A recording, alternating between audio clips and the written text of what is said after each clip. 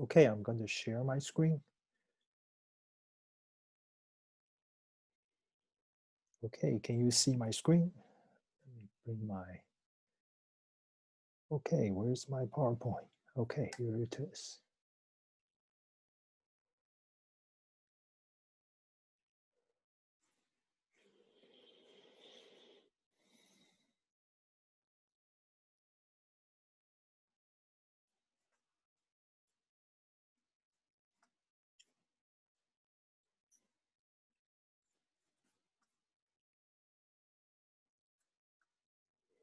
Okay, so this part, I'm going to quickly tell you what web reporting is for homework assignment number 3, part 2. So we covered this scenario yesterday, which we talked about how we might be able to communicate with each other, to interact with the object without really knowing where they physically is. But we can just interact with what we call the shadow locally to us. And somehow the information contained in the shadow objects will help us to forward our member function call or any kind of information exchange or computation to other place on the internet. And then as if we are computing everything, we are having all the object locally in front of us on our small smartphone or laptop. So that's a concept about how we can leverage the remote procedure call and the concept of shadow object and the concept of polymorphism as well as encapsulation, because ultimately if we can do that is really encapsulate, because encapsulate the information regarding the locality about the object, and we can do it locally. So there is a lot of principle in this very singly not too complicated example. It's just person object and fly object, but we demonstrate that we will be able to do that to a very complicated situation. Okay, so that's pretty much what we follow. And if you remember that this is a one slide which I kind of create on the fly, but then I thought this is a great example that I can connect the circle and the more graphical illustration like the previous slide to really what exactly happened about the code.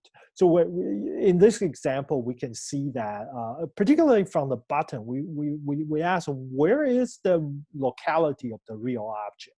Because that information doesn't need to be provided to the application programmer who want to use the object, but it's important, those information is important for that you provide the infrastructure. When you create a shadow object, you still need to have that knowledge so you can connect to the right one. And this, we have a red, we have a green. You can see that it's actually involved not just the client, but also involved server 1 and server 5. I mean, you can generalize that to a big number of servers. Okay, so this is what we talk about. But particularly, I want to use an example about, this. Now we actually turn back to this. So what we've really done in a simplified way is the shadow fly and the fly. So the client is accessing the fly object, but it's actually a shadow object. But from the client perspective, he doesn't know. He just say, okay, this is an object, it's a fly object. I want to interact with him using whatever function, for example, get distance in this case. Okay, so we have been using this, but the real fly object is on the server. I just want to show you. Then I'm going to make this more complicated. Okay, now we're looking at the client side. There are two pieces of code that's actually involved in the client side I want to point out to you. The bottom pieces, this pieces is shadowfly.cpp. So when you make a make a remote procedure call to the get distance, that you're actually going to call the function. You should take a look at this code, because this piece of code is exactly what you need to provide for your shadowfly.cpp. is actually getting this my client, which is the HTTP client that you create using the JSON RPC library, and my client.getDistance. And then you actually put in a bunch of argument to that call. And that call will be delivered to a piece of code that was generated. It's called HW3 client.h, following the file ecs36b HW3.json. And inside there, they know that what are the parameter was expected. And therefore, this is important. I want you to learn is about JSON programming in C++. So JSON programming in C++, I want to actually turn all this parameter that I try to pass to the other side, I want to turn that into a JSON. So if you think about your homework assignment number 2, part 1, you have to manually create that JSON. But here is really the programming way that you can do that. In fact, it's very clean, very simple. What you did is that you actually create an object you call JSON value object, okay? Once you create that JSON value object, you just insert the attribute like action, whatever action, argument, whatever argument, class ID, host URL, object ID, owner VS ID. And in fact, after you've done this, this particular JSON is actually the JSON you will see. That's very nice to have all the attribute. In fact, I mean, if you want to write a piece of C code to actually generate the JSON, it could be complicated. But using the JSON library is very clean. Is like almost like an array kind of feeling that you can define array, but the indexes to the array is not an integer, but instead is a string. It's a key value pair. So here is the key, and here is a value you can put in. By the way, this side of value, it doesn't have to be string. It could be anything. It could be string, of course. It could be a double precision integer, sorry, real number, floating point, double precision floating point. And it could be an integer, and it could be a JSON array. It could be another JSON which is contained in this, and could be a JSON array. So sometimes you can have a variety. This is for homework assignment number 5. You're going to actually get even deeper into this programming. This is like a pre-show, okay? But after you construct the JSON, now there's a real call. That this is the things you deliver this into the pipe of JSON RPC. And you just say, okay, the name of the function is getDistance, and here is the parameter. It's a P. It's a single JSON. I'm going to deliver to the other one. And after you make the call, that is returned back to you a result. And this result, if you look at, is also a JSON. It's a JSON value. Is a JSON. So JSON, just like a P, is a JSON value. So essentially, if you look at this key call from the client side. Now we're all on the client side. And essentially what you're doing is that you deliver a JSON into the call, and you get the return. So there are 2 JSON involved. One is P, one is the result. And now you can probably start guessing why I'm talking about this part, because those are the 2 JSON I want you to report to the web. Okay, I'm going to show you the report. But let's actually, before I talk about that, I want to show you the server side. Before I move to the code for the server side, any question about what I talk about so far? Because what I'm talking about, not just for the web reporting, but in general, help you to understand a little bit about the JSON RPC, how it's really done. Okay, any question from any of you?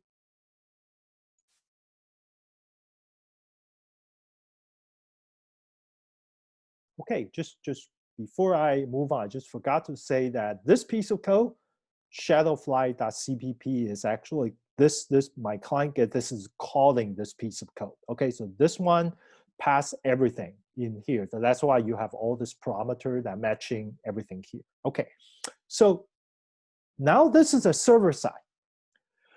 What the server side is, that is you have this getDistance function. Is my HW3 server that's actually receiving the call. You see that they have a 6 argument. So essentially, when it delivered to the server side, it is actually have a 6 argument in one JSON.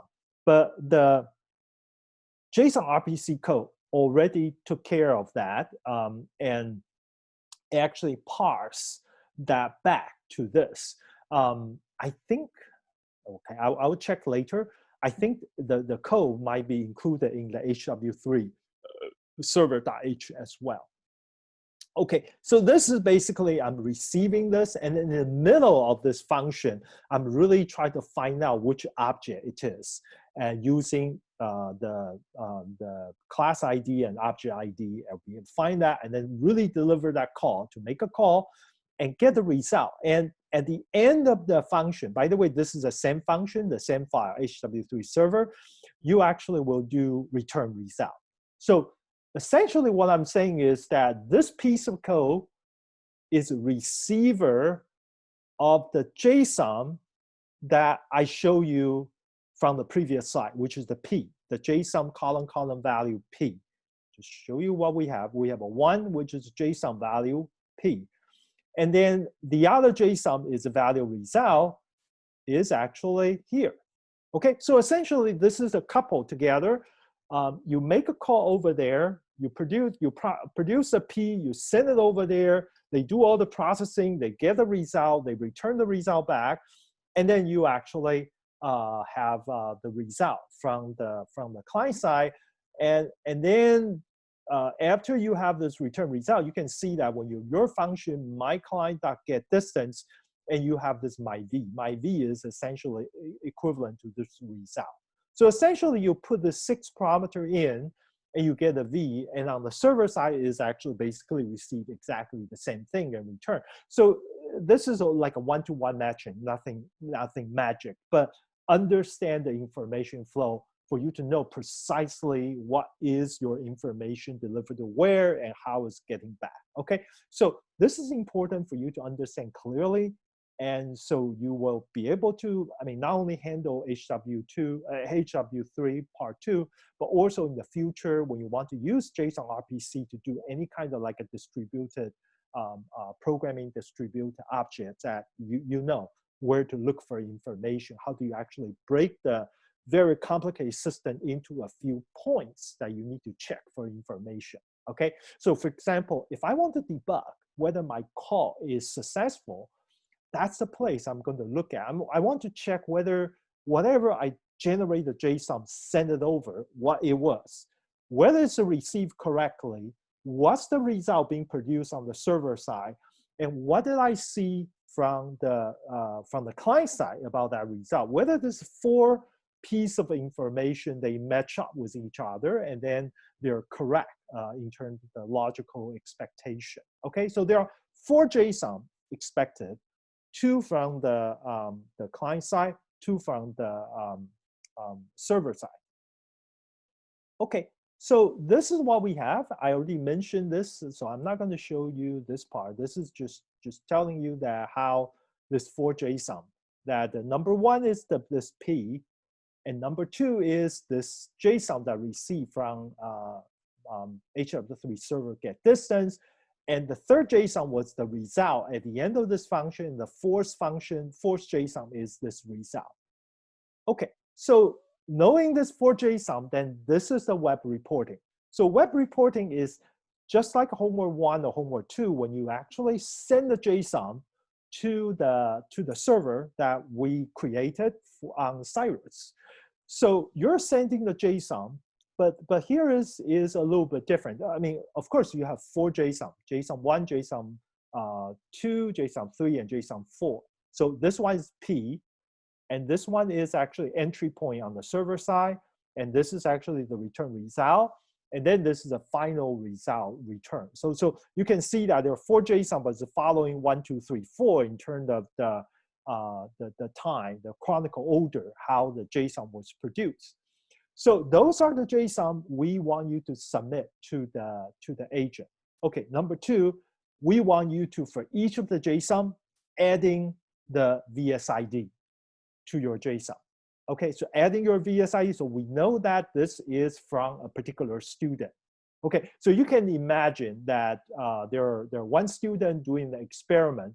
They will have a 4 JSON follow this order, but with exactly the same VSID.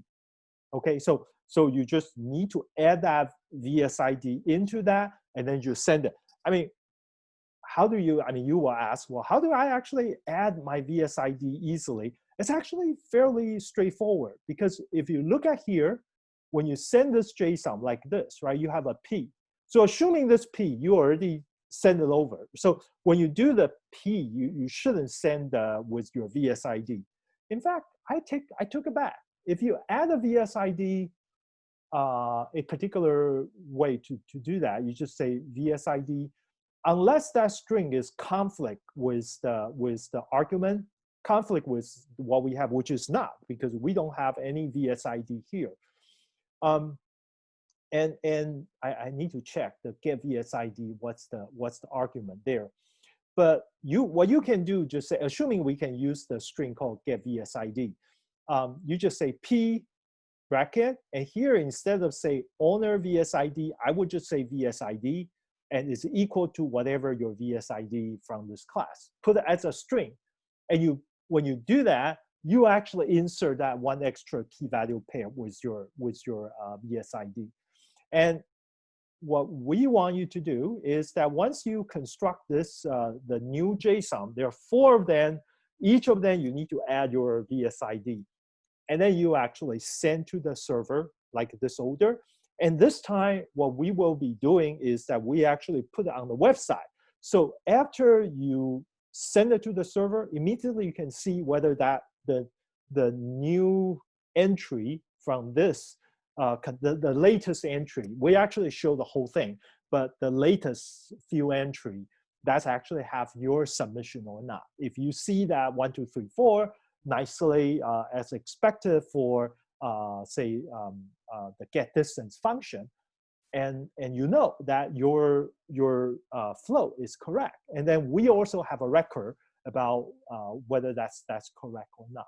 And also when we grade your homework, I mean, we're looking for every other thing as well, but we'll also run your program to see if when we run it, whether that is actually generate the same kind of things over there.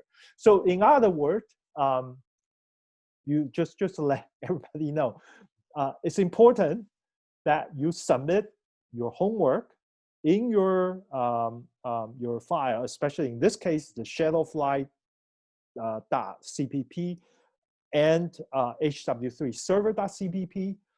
You're going to include your own VSID in the code. You have to include, because otherwise the code will not spit out the right JSON that will be counted toward your grade. So don't miss that part, because if I mean, just if somehow somebody else VSID is there, and it will be looks like as if somebody else is doing your homework. Okay. All right, so I'm going to stop here just for concept part. Any question before I, any question related to web reporting before I turn off the recording? Hello? Yes, I'm here. Yeah, Nathan, go ahead. Okay.